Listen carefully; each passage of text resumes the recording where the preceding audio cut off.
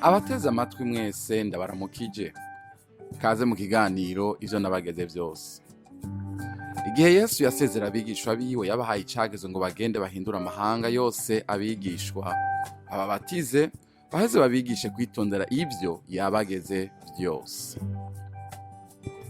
Muri iki kiganiro mutegurirwa mukongera mugashikizwa na jewe Yohani Niyondiko, biciye kuri radio Ivyizigiro no ku zindi mbuga zikoresha ubuhinga bwa none.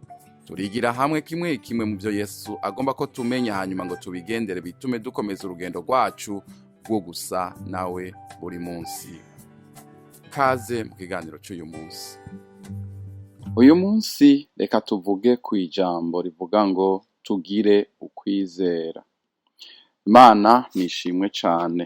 Reka dutangure dusoma muri Bibiliya, dusome mu Baheburayo igice cya 11. Turaza gusoma imirongo 3. Eko bwa mbere dusome turabe ukwizera ni iki. Bibiliya iravuga ngo ku murongo wa mbere, ukwizera no kumenya rwose ivyizigirwa udakekeranya ngo ntibizoba, kandi ibitabonwa niko kubitumenyesha ko ari ivy'ukuri. Ngiyi definition Bibiliya itanga. Uwanditse iri kete ry'Abaheburayo, yandikira Abaheburayo, yavuze ati ukwizera no kumenya rwose ivyizigirwa udakekeranya ngo ntibizoba. Iri jambo inkomoko yaryo mu Giheburayo ni ijambo ryitwa emun. Emun naryo rikaba risigura ngo ryerekana ngo ikintu gikomeye, ikintu gishikamye, ikintu gifise inkomezi, ikintu c'ukuri, ukuri. Iyo jambo emun rero mu Giheburayo wongeye ko a rica rihinduka emuna. Emuna niryo jambo mu Giheburayo ryavuyemwo ukwizera, la foi, faith. Bica bituzana ahantu havuga ngo ukwizera gufatanye n'ukuri. Wizera ikintu c'ukuri, wizera ukuri. Kandi bigaca bivuga ngo ukwizera ni ikintu gikomeye, ikintu kigumye, ikintu gishimangiye, ikintu gishikamye. Ntabwo ukwizera ari ikintu c'ivyifuzo canke gifatanye n'ivyifuzo, oya, gihagarara ku kuri. Nukuri. Umuntu yizera ukuri. Ijambo ry'Imana ryo riratubwira ngo Yesu ni inzira, nukuri, n'ubugingo. Kwizera Yesu Kristo uba wizeye ukuri.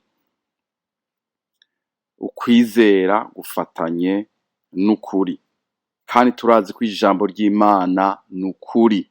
Yesu Kristo ariko asengera abigishwa biwe agomba kuduga mu ijuru, yarasenze arabwira data, arabwira se ati yewe data, ndagusenga ngo ubeze muki mukuri. Aca aravuga ukuri carico ati ijambo ryawe niryo kuri. Iyo duhagaze ku ijambo ry'Imana, iyo duhagaze ku c'Imana yavuze, iyo duhagaze ku co tubonye mu ijambo ry'Imana, Imana itubwiye, twagihagararako, ukavuga uti uku n'ukuri, ndakwizeye, uzobona ivyo wizeye bishika. Imana iduhezagire cane. Navuze ngo ukwizera gufatanye n'ikintu gikomeye, urutare rukomeye rudashobora kunyiganyiga. Kandi ukwizera navuze ngo kugufatanya wewe, kuguhuza n'ukuri, ukamatana n'ukuri. Urumva? Ugashinga imizi mu kuri, ukaba wubatswe ku kuri. Ijambo ry'Imana n'ukuri. Tugire ukwizera. ukwizera rero gufatiye ku vyifuzo no ku bintu binezereza umubiri canke ivyo nabonye ku bandi canke iki, ntaba ari ukwizera. Ukwizera nyakuri guhagarara ku kuri, guhagarara kuri Yesu Kristo, ico Yesu yavuze, ico Imana yavuze, ico ijambo ry'Imana rivuga, kuko tuzi yuko ijambo ry'Imana ari ukuri. Imana idufashe. Rero ukwizera nyakuri, uko ugira ukwizera nyakuri, bivuga ngo nawe urashikama. Udahagaze ku kuri ntashikama. Udahagaze ku kuri arajuragirika. Udahagaze ku kuri atwagwa n'imipfunda, atwagwa n'umuyaga. Umuyaga uraza ujana hariya akirukanga aja iyo umuyaga ujanye. Uwo muyaga wahindura ukajana hariya, umuntu akirukanga aja iyo uwo muyaga ujanye. Ariko uko ukomeza kugira ukwizera k'ukuri, ni gukomeza kuba uwushikamye, ni gukomeza kuba uwuhagaze neza, ni gukomeza gushinga imizi hehe? Muri Yesu, mu kuri. Imana idufashe. Hari ijambo dukunda gukoresha, rikoreshwa buri gihe iyo dusenze, rivuga ngo amen. Iri jambo amen naryo uriravye rifatanye na rya jambo emuna nyene navuga, kuko urumva ko iyo rikomoka, inkomoko yaryo harimwo amen, emun, bikomoka hamwe. Bivuga ngo iri jambo ngo amen dukoresha iyo duhejeje gusenga, iyo umuntu yahejeje gusenga, ni jambo uba wemeranije n'ukuri. Wawemeranije n'ukuri. Ni ukuvuga ngo ijambo riheje kuvuga ngo ntabwo nzoguta, ntabwo nzoguhemukira. Uko n'ukuri. Ngomba kwemeranya, nkeneye kwemeranya n'uko kuri, nkavuga nti amen. Imana iravuze ngo ntabwo izonta, ntabwo izompemukira.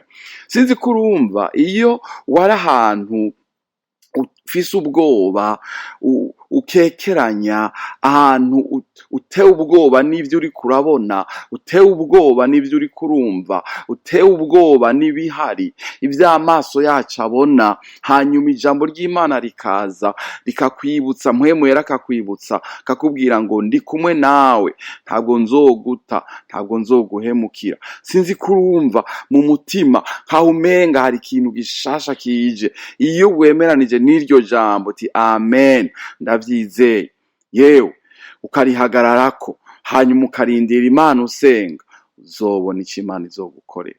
Uzobona Imana ikora mu buzima bwawe. Kubera iki? Wemeranije n'ijambo ry'Imana, wemeranije n'ukuri. Navuze ngo uko ukomeza kugira ukwizera nyakuri, uratsindaza, uratekana. Reka turabe muri Bibiliya. Turabona Eliya ari umukozi w'Imana.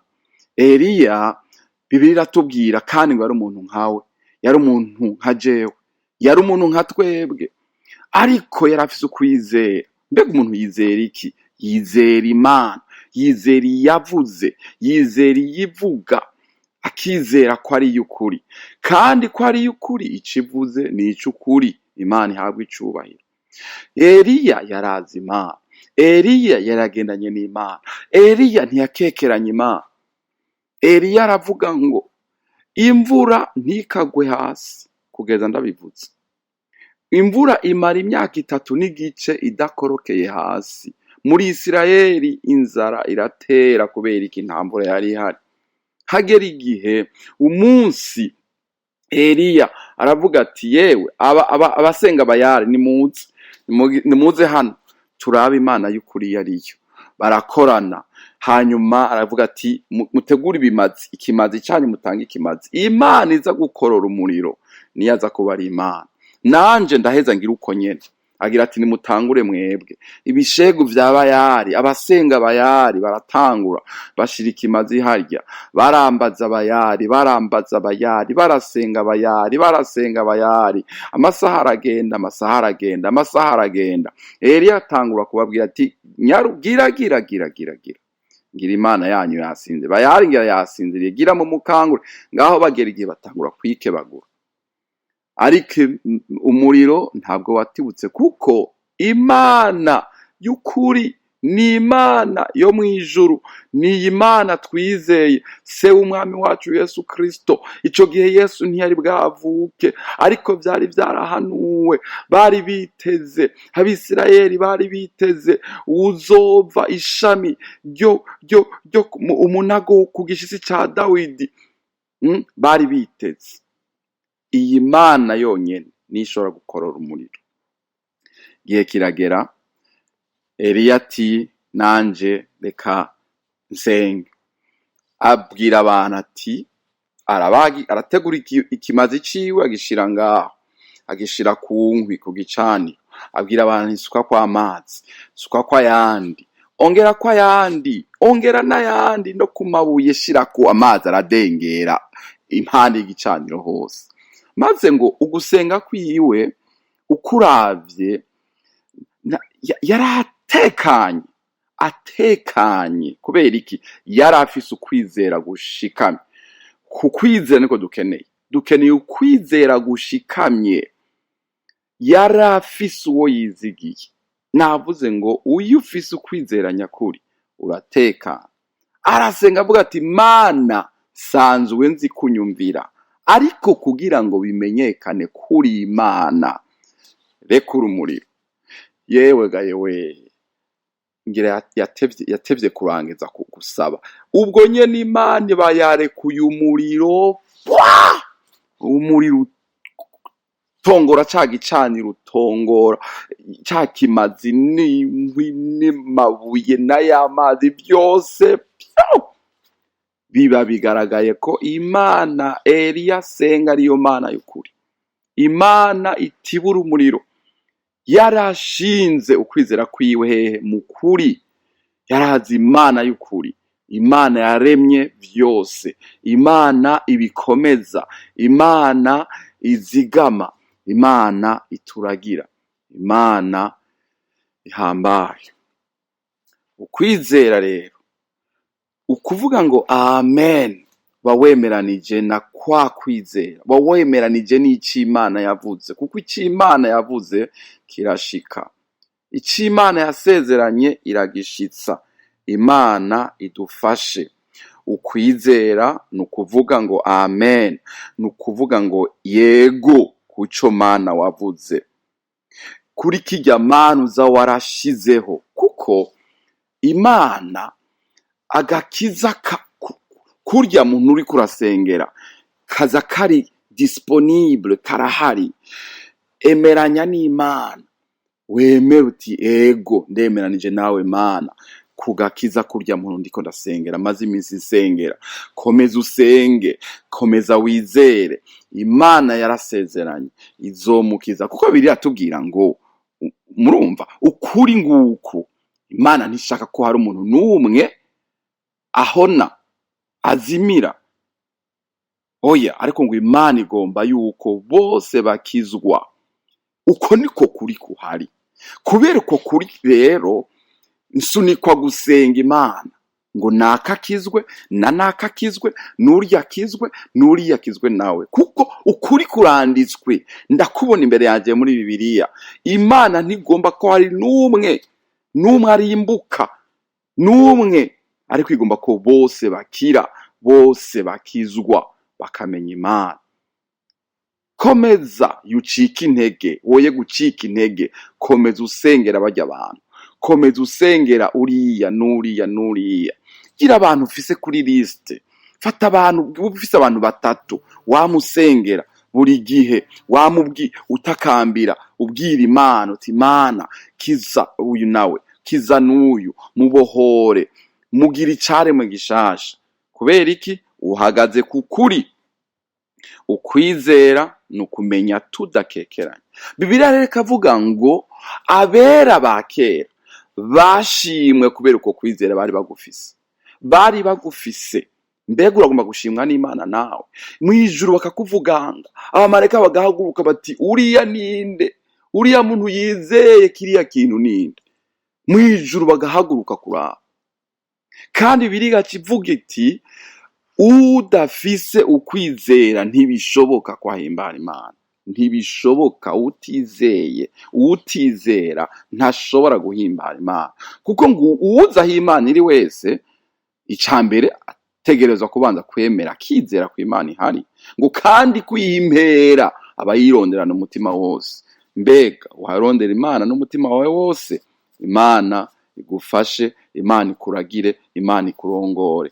Wizere Imana, naho no ku munota wa nyuma Imana ishobora kuzura niboneka ko vyapfuye bikaba bizima. Imana iguhezagire. Amen. Ndabashimiye mwebwe mwese mwateze amatwi ikiganiro ivyo nabageze vyose. Twizeye ko mwafashijwe n'inyigisho y'uwu munsi. Tubifurije umugisha w'Imana mu banyu no mu vyanyu. Naho ubutaha.